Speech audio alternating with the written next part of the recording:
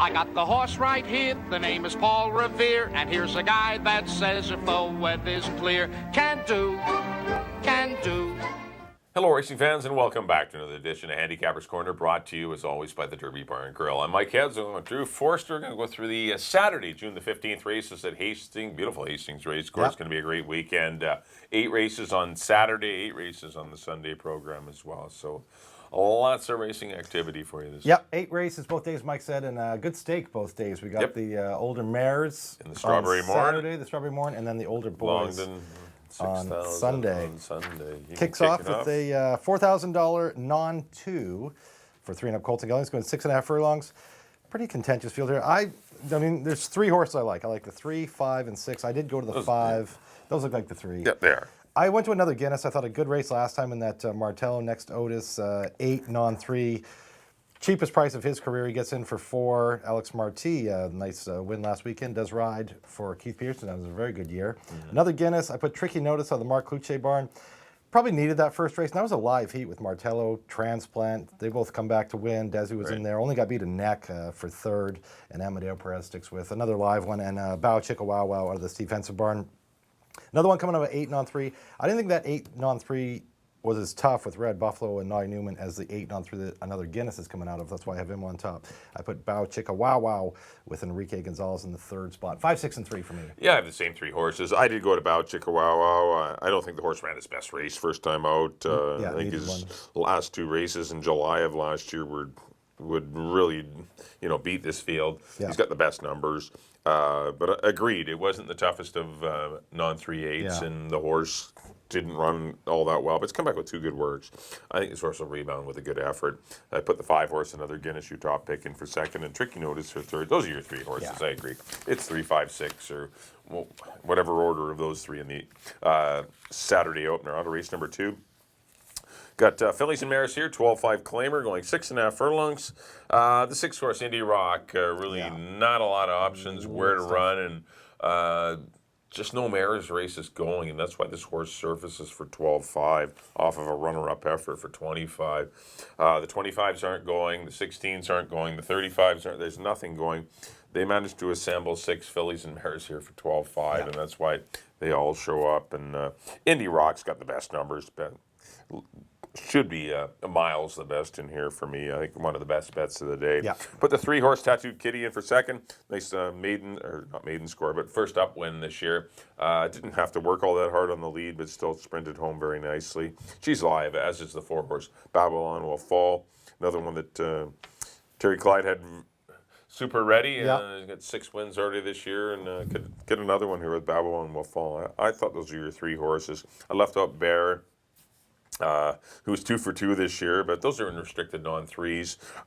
We'll see how she, handles the open company. 12-5. Pretty Fair is a newcomer from Woodbine for Ryan Deotte. Good work, Tab. And Yes Please is a little win machine. She was destroying the $4,000 company last year towards the end of the season, and then came out and got claimed for $62.50 and ran okay behind Tattooed Kitty, but Indy Rock looks like miles the best. 6-3-4. Yeah, I don't have much to add. It's Indy Rock, and then take a pick of who you like in the other spots. But that second was behind Under Par, who was a pretty nice filly out of the Mark Cluche barn. Other than that, last year she's running optional 50s and stakes and nice horse. She is. This is nowhere to run these horses. So you have to run here, or if someone claims the horse, well, you can't run it anymore. What are you going to do with her? The 16s don't go, the 25s don't go, and you're just waiting for a 62.50. Yeah, exactly. No, but for 12-5, all Indy Rock. I agree with your bottom 2 as well. Tattooed Kitty, she's won 3 in a row. She's a tough old mare out of the Phil Hall barn. And Babylon Will Fall, as you mentioned, nice 16 non-3 win for her first out this year, and she should fit well in for 12-5. I got same numbers, same orders, Mike, 6, 3, 4. On to the 3rd, Babies. Going 3.5 at a maiden special weight. I went to one of the Glenn Todd runners, Zen Baby. I know last time he said he wasn't sure which one was better, and I was really impressed. The run Zen Baby had behind Capilano Canyon a good 2nd, and I like the post too in the 4-hole. So a lot to like about Zen Baby. I put Yo Zackley, this Son of Lent, I thought ran on very well at the end of that 3.5. Was closing really well under Alex Marti. Only got beat in nose by Zen Baby, and just looked very professional. Right. Coming from off the pace and closing well down the lane. And I put Mark Lucce's horse, Walkin' the Walk, daughter of Danza, that they bought at the BC sale here. Nice final work in 35-4, and looks to be quick. Him and Amadeo always tough. I went 4-1-2. Yeah, I went to one of the Glen Todd runners. I went to No Tan I know, I left No Tan Lines. Just the rail didn't do the horse any favors once he was put away by the very quick Capilano Canyon. Then this horse was covered up, had dirt, and the horse wasn't happy. Got beat 3/4 of a length for second, ended up fourth. I think probably the fastest filly of the bunch. I'm going to try her to defeat the 4 Zen Baby. I think it's a Glen Todd exactor, and I put the one horse. I agree with Steve Henson horse, Yo Zackley. Did benefit from an outside draw. And that horse actually just rallied up wide, and sometimes that's a good thing. Being down on the inside might not be a good thing because the horse isn't super fast, didn't break quick, and we'll need to be quicker if it's going to win the race anyway. But there's some nice horses in here. Have a look at them in the paddock. A lot of nice 47-2.5 from Christina Mons, number 6 Porter Gent. Frank Barabie's always good with babies. Antonio Reyes rides good 48-2.5 out of the gate. A lot of horses in here with some nice works. Have a look at them. But might not be as simple as 3-4-1, but I'm going to take those 3. 3-4-1 for me in the third. On to the fourth race, $35,000 older horses. Going 6.5 furlongs. Got to feel the 6 in here. I did go to the outside, number 6, Proof It. I think he can get a good trip. Sitting just off of the 5 horse, Papa. Silvertown probably will take the box seat in behind those two, and I think those are your 3 horses. I think Proof It's good enough. Did defeat El Noble last time. El Noble did not come back to run great the other day, last weekend. But Sluice the Boss did. Sluice the Boss won off quite nicely. But Proof It for me to defeat Papa, and Silvertown. But they are interchangeable. I thought those were the 3, 6, 5, 4. I went with Silvertown. This is just a horse that's got... He's sharp. Yeah, he's got good right now. He's running big races. Got a big number last time, 73. I don't think 35 is out of his range. I went Silvertown on top of... I put He's the Reason in the second spot. Good second behind the very good Colterbury, who's running lights out right now. And Hamill... I know Hamill has been on this horse before, and he was getting on the spring, and he knows him well, and I think he can get quite a bit out of him. He's the Reason for second, and your top pick, Proof It, who's obviously going to be tough in here in the third spot. I did leave out Papa. I went Silvertown with the 2 Glen Todd runners, 4, 2, and 6 for me in the fourth. On to the fifth, Maiden optional 50 for fillies and mares, going 6.5 furlongs. No wise guy pick here. I went to the 7 Warriors Promise. Really good effort her first out this year, running second behind Summerland in the Ross McLeod. Followed that up with a nice closing move. I thought she was a little too far out of it last time. But again, that's stakes company. Now she's in with straight maidens, and she figures to be tough. If anybody does beat her, I think it can be Celerity. I ran a big race. Actually, her first 2 races are both very good behind Chrissy and Amazonian, then last time got the better of Amazonian, running behind her stablemate Sunburst. So Celerity for me in the second spot, and then after that it kind of evens out. I'm going to try the Maven runner, Nice Brown Girl. This is one that he bought. Work. Yeah, and the one that he bought at the Barrett sale. And been working really good. It tracks Enrique Gonzalez, so I'll take a flyer on a shot. Horse, it's going to be a bit of a price, 7.53. Yeah, I went to the 5 horse Celerity in here. There's not a lot of speed in here. I think it's the 1 and 5 that go out to the front, and I don't think they're going to set a killer pace. Sometimes I worry about horses that continue to run second in stakes races and then drop into the spot that they should have been in, and the run has sometimes been taken out of them. There's going to be no value with Warriors Promise. I put the horse in. I mean, I can see the horse winning, obviously. Yeah. The first race I thought was really good. The second race was not great. Not as far. Just barely got up for second against Dancing Shoes and Notice, who both tried to win the race. Yeah. They were out there chasing Summerland through the half in 44-4. And this horse was just sitting back watching the proceedings. There's going to be no 44-4s in here. And I just think the pace will be quite comfortable for the 1 and 5, and they could form the exactor. I went Celerity over Amazonian and Warriors Promise, but they're all, obviously very good fillies. 5-1-7 for me in the fifth. Sixth race, Maiden $4,000 claimers, going 6.5 furlongs. Number 1, Santa Claus closed out the season with not the best of efforts, going a mile to 16th, but his prior sprints were very good. That was for 50 grand too against Speculator Chef and Spokane's Gem. That was a tough race. Prior to that though, those races for 8 grand were very good. Has speed, good work tab. Pat Jarvis's horses are running very well. Doesn't face the toughest of fields in here, so I'm going to try Santa Claus over the $3. He's had a couple of chances, and run well. And the 2-horse Tactful is another one, has speed. Faded in its 2019 debut, but I know there's more there than that. But did chase a 21-4, 45-2 opening half. I think things will be a little more relaxed on the head end. But I went 1-3-2. I didn't love anyone. Elton Dixie's Wild Card is an honest horse, and I really don't have any other horse to toss in there. I went 1-3-2. I have your same top 2. Santa Claus, if he runs back into those races he was running last year. Yeah, the horse. Definitely he's definitely the horse to beat with Reyes aboard. Reyes riding really good right now. Santa Claus for me, I agree with Buck in the second spot. I like his progression. First start in a maiden 8, ran 5th, got 25 Buyer. Next out was a much better effort. Right. Just a guy going the right way, and Hamill takes the call. And I threw in the 11 for a long shot in here. Mel Snow. Sawalka's well again. Sawalka's, the fact that Amadeo Perez picks up the mount here, that's encouraging. Just the one start this year, ran pretty flat, but maybe with Amadeo aboard, this guy can be more involved. I don't love the 11 hole, but I'm just looking for somebody else to throw in. I went 1, 3, and 11 in the 6th. On to the 7th, the Strawberry Morn. $50,000 stake for it. Fillies and Mares going 1 mile and a 16th. I mean, here's Hannah. Obviously, you got to take Here's Hannah. She's only been beat once in her career. That was sprinting last year. She can go long. She can sprint. She looked very sharp in her first race this year. The Vancouver Sun winning fairly comfortably under Richard Hamill, never in question. Got an 84 Buyer. Obviously, the horse to beat. Try and round out the exactor. I'm going to take a little shot here with Sailing for the Sun.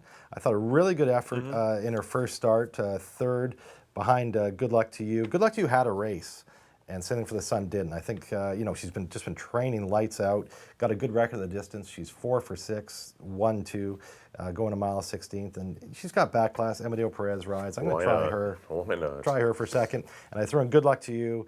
2 very good races so far this year, and she's proven in the past that she can go long as well for Phil Hall. I went 2-5-3. Yeah, Here's Hannah's the horse to beat. I really don't, it's a horse you want to try and beat from a because she's going from a handicapping perspective, because it is her first try going along this year. She's only had the one sprint.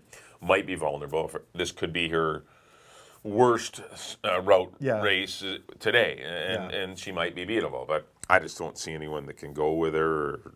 It's going to be a pretty cushy trip for Richard Hamill and Here's Hannah, and unless the one horse goes, and we'll see how that plays out. But Richard's never lost on the mare. He's 8 for 8. This mare's undefeated with Richard, and worked well in a minute. Obviously not with Richard. He never works the horse in the morning. It was with Angie Smith. But the horse has done everything right, and definitely your horse to beat. Good Luck to You. That's the one that can win the race. A decent second. Did have the benefit of a race under her belt when hooking Here's Hannah last time, but there wasn't a lot of pace in the race. Here's Hannah got to blow off to the lead and never had anyone near her. And Good Luck. It was not a good trip for Good Luck to You. I mean, it was just things were too easy for Here's Hannah, and Good Luck to You is the one that could maybe make things interesting in the stretch. And I put the one horse Exhilarating. I had to give that one another chance for Steve Bryan. Just the one run here. Didn't work over the course. Worked at Woodbine. Had 3 weeks off prior to running here. So it couldn't have been the horse's best race. The horse has been running at Laurel. Yeah. It's a long ship from the East Coast up to Toronto. Worked there 1/2 mile and 50. Gets out of there. Comes to Vancouver. No works. Runs like you would expect the horse to run the 5th. And just unless it's a real super horse. But those races are pretty good. It's got some nice numbers there. And Exhilarating's a better horse than what we saw there. And the horse has come back to work well. Yeah, work well with Romario Saunders. And you're right. That's a big key, too. The horse going long would be 2-3-1 for me. I'm going to give this horse a shot as well. 2-3-1 for me in the Strawberry Morn. On to the 8th and final. $16,000 claimer for Fillies and Mares. Non-3 lifetime. 6.5 will be the trip. Number 6, Classic Statement. Looks to have drawn a good field here. Did lose to Babylon Will Fall last time, but with no excuse. Had an easy lead and just got out sprinted to the wire. But still was a pretty comfortable second. I don't see this race any tougher than her last one, so I think she has to win it. The one horse, Lookout Taylor, not a great sprinter, off the pace horse that doesn't have a great move, but still this horse is dropping in class, and I'm going to put her in for second, and I put the 3 horse Notice, who is up in class after a couple good efforts at the non-3 level. Her race didn't go the non-3-8 short, did not fill, and so it was either go for 4 long or 16 short, and they opted to go 16 short, so that's why she's in the race, but she's live, same as Lady LaRue. I went 6-1-3. I just flip-flop your top 2. I went with Lookout Taylor. I thought that just, Chrissy's really tough. She ran away from that day. But Blondie is not bad either, and she was a good dead hitter with her for second. Just that she can't get any pace. Yeah. Just she's going to need something to run at. So I'm hoping Lady LaRue in Classic Statement go. But I got her on top of Classic Statement, as you mentioned. Classic Statement's super tough in here, coming off a good second right at this level. And I agree. Threw in a Notice in the 3rd spot. That's just a filly that I know she's up in class, as you mentioned, but she just always hits the board. What is she, 6? These horses are interchangeable. These 8s and 16s. There's a fine line between them. Yeah, there's not a big giant gap difference between them, so they fit at either level. Yeah, no, I'm with you. Just flip-flop to the same numbers, but I went 1, 6, and 3 in the nightcap. That'll do it for our analysis of the Saturday program. Up next on screen will be our picks.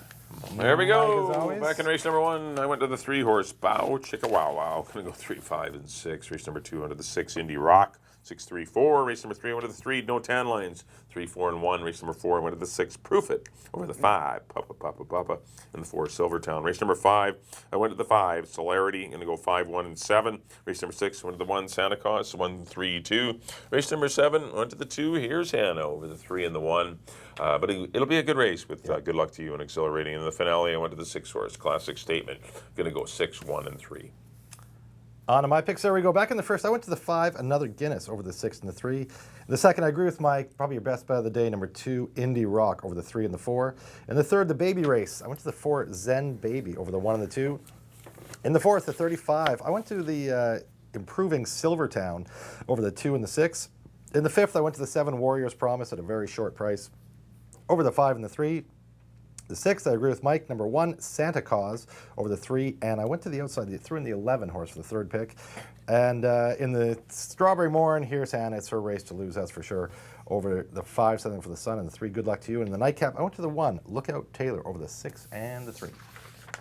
All right, that'll do it for the Saturday, June the 15th edition of Handicapper's Corner. I'd like to thank everyone for tuning in. Hopefully you got a little insight onto the Saturday afternoon program. Weather's supposed to be great. Get out to the Hastings Racecourse. If you can't make it out, if you're out in the South Surrey area, please do come to the Derby Bar and Grill. Lots of simulcasting TVs on. Of course, it's Hastings to be on the big screen, but lots going on here at the Derby Bar and Grill as well on Saturday. On behalf of Drew, thanks everyone for tuning in. We'll see you next time here on Handicapper's Corner.